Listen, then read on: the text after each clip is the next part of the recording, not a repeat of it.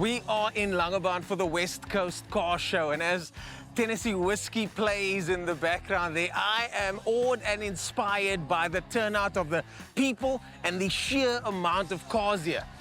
But to find out more about this surprisingly big show, let's chat to the organizer himself.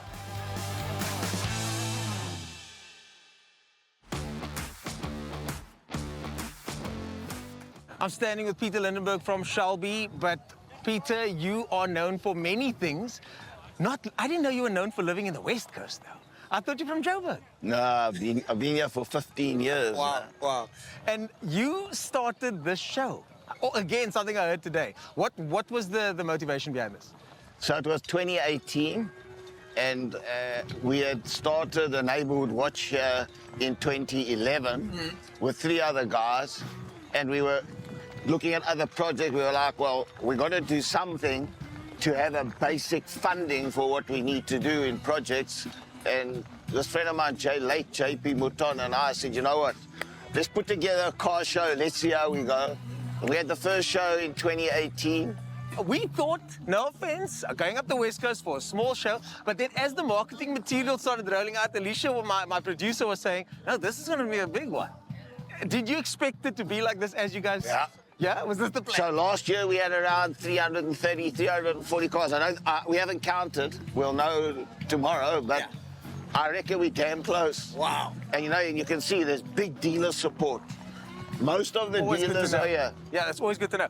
So let's talk about what you guys are up to at Shelby, and then I want to touch on some racing stuff, of course. But the Shelby stuff, you got the 350 coming to South Africa for the first time, is that correct? Yeah, so this week, Shelby, they hit us on Thursday afternoon at about 3 o'clock with the email. They said, Shelby GT 350 being launched worldwide in so many hours. Here's the info, boof.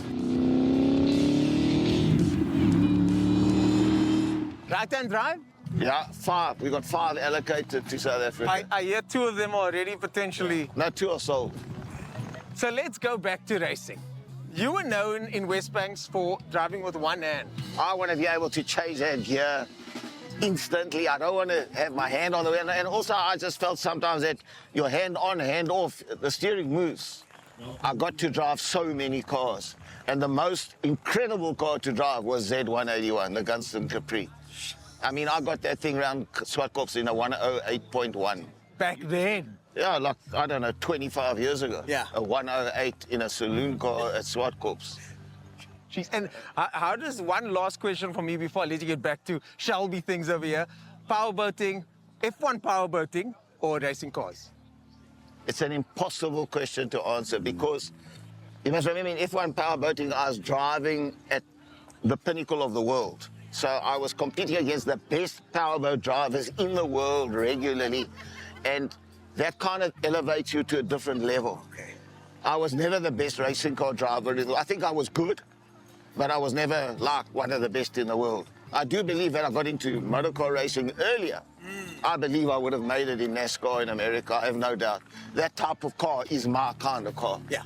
At the end of the day, they're just very different because in a powerboat, there's no gear, there's no clutch, there's no brake. It's a different mindset and they work opposite. So in a car, you want downforce. In a boat, you don't, but you want to balance the aerodynamics with the hydrodynamics. So it's the airflow over the top of the boat and the airflow combined with the water underneath the boat, and you've got to balance it on that all the time. That's why you're permanently moving the hydraulics to change the angle of the engine, move the engine up and down and all that kind of So that can't be easy and it's hella dangerous as well. Look, there's no question Formula 1 boats is more dangerous than cars. There's no doubt about that. So any closing words from you about the future of South African motorsport and how things are going with you and Shelby?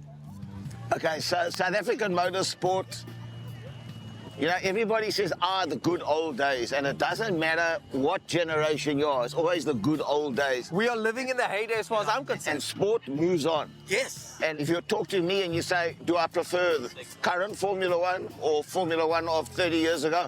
I prefer Formula 1 of 30 years ago, but I'm an older person. Formula 1 today is different. It's more scientific. It's way more developed. It's completely different. If you took a top Formula 1 driver from today and you put them in a 30-year-old Formula One car, they would find it difficult to get the best out of it.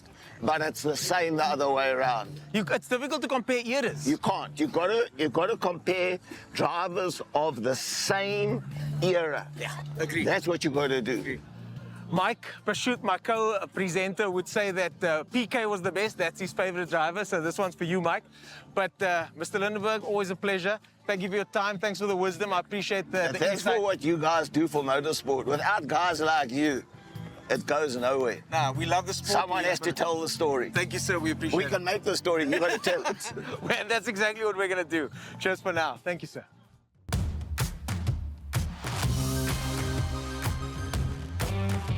The organizer of this event, Peter Lindenberg, is known for powerboat racing. To find out more, I'll be going to the Powerboat Festival later this year. But for now, let's just look at this incredible machine. I didn't know it was this big. Wow.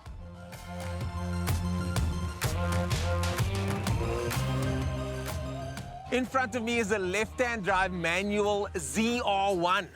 And it's one of the first of the modern Corvettes. To find out more about the Corvettes that came after the Stingray, let's hand it over to the voice in the sky.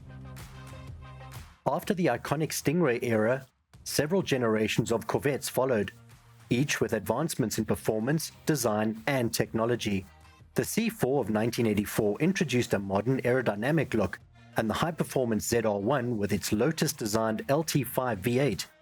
The C5 brought a new chassis, the legendary LS1 V8, and the hardcore Z06 variant. The C6 from 2005 refined the formula with exposed headlights, an upgraded interior, and the return of the ZR1, packing 475 kilowatts.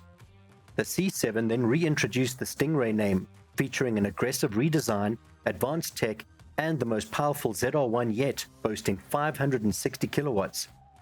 The groundbreaking current C8 transitioned to a mid-engine layout, pushing Corvette into the supercar realm with models like the high-revving Z06, the hybrid E-Ray, and upcoming performance variants.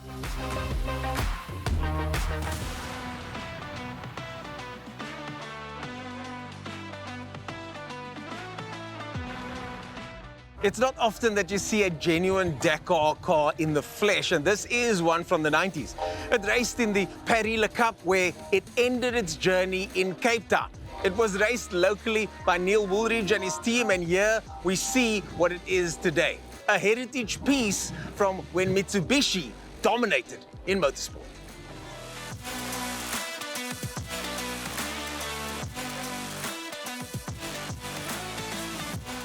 I'm standing here with Justin Swartz. And Justin, from Stellenbosch, our side of the world, that side of the world, not this side of the world, surprisingly. I'm standing here with your 635i, the car that grabbed our attention. But now let's take a walk over here. What are we looking at here? Because these two cars parked next to each other are very different. And one of the things that I've realized as one gets older is that you start getting an appreciation for older cars, classic cars specifically. This is a C10 over here, but it's very special. You've got a square 22-inch setup over here. You've got the Chevy engine in there. What did we call it back in those days? Modified? When we just dropped it and stuff? It was actually a Toyota Hilux bakkie. Yeah. So I used to run with the crew, obviously, your Lotus River, Grassy Park, Surrey Estate Funky guys. decisions, guys. So I started with the Hilux. I'm from Grassy Park, and we love bakkies. We love bakkies. That's the bakkie country, yes. Or the lowered bakkie country. Yes, exactly. So obviously the dream was always to get something, big wheels on the ground, running 22 inches right around, LS motor in, full custom. This was a 4-5 year project as it is standing here. And just to get those front wheels in the arches was already a mammoth task. The builder, my builder, Etienne from E-Rods, he was on my case and I told him, let's push it for 22. So we actually got the challenge out, find another bakkie with 22s right around a laying frame. Yeah. As you can see. But here we found one. Yeah. Justin, thanks for chatting to us. And it's so nice to see someone that's into this type of car and this type of car combined. We don't have to choose, eh? For me, the most beautiful part of a car is seeing it driving. That's it, on the road. And you guys drove these from Stellenbosch? We drove it from Stellenbosch. That's how we build our cars to be driven. Nice. Yeah. Justin, thanks for your time, brother, and good luck for the rest of the projects. Thank you.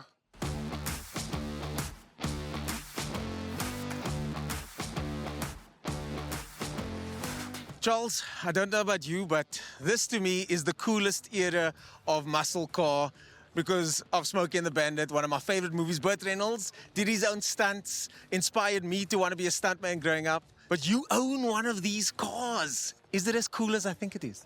Yeah, no, it is pretty cool. Enjoy it much. What do you like about it? I just like muscle cars, you know what I mean? Yeah. So this is just one of them that I managed to purchase and do it up and personalize it to myself, yeah. You mentioned that this car is actually nice to drive. What's the driving experience like, and what model is this one? This is the 1974 Trans Am. They call it the last of the muscle cars, I suppose, because of that pollution thing and all. Fuel crisis. There we go. Yeah. And And after this, everything became four-cylinder or sort of like the Fox bodies, etc., where they weren't real muscle cars, isn't it? no, I think it was more of the ozone type thing, you know, Yeah, damaging yeah. of the ozone. Yeah. So, yeah, they had to change it. And there's quite a bit of a write-up about the 1974, yeah. So this car over here, how often do you drive it? You drive it on weekends only, shows only? As much as I can, really. Charles, I've got to get going. I hear there's an event that I can't miss happening in Cape Town in a couple of months' time, and I got to speak to that organizer, so if you wouldn't mind just holding this mic.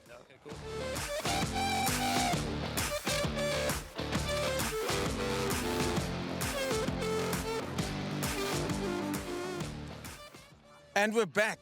Charles, how's it going? Fancy seeing you here. So you're the one to speak to about the car show that's happening in Cape Town. Yeah, we got the 2025 Nationals happening on our Easter weekend.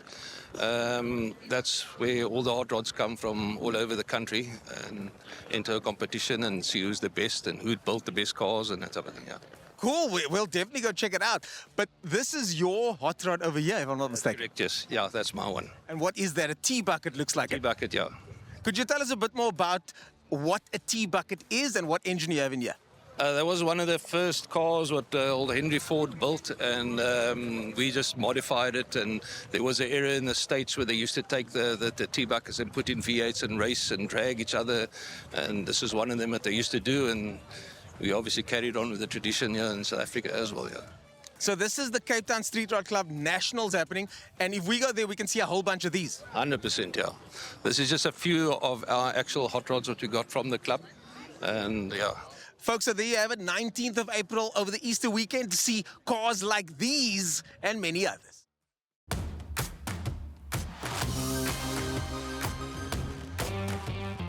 As a big fan of American trucks and American trucking, this has got to be the perfect combination of a truck and a bakkie combined. Small enough to be a bakkie to drive around Cape Town on these 22s, and big enough to look like you're driving a cool American truck that can carry 20 tons at the back. My kind of car.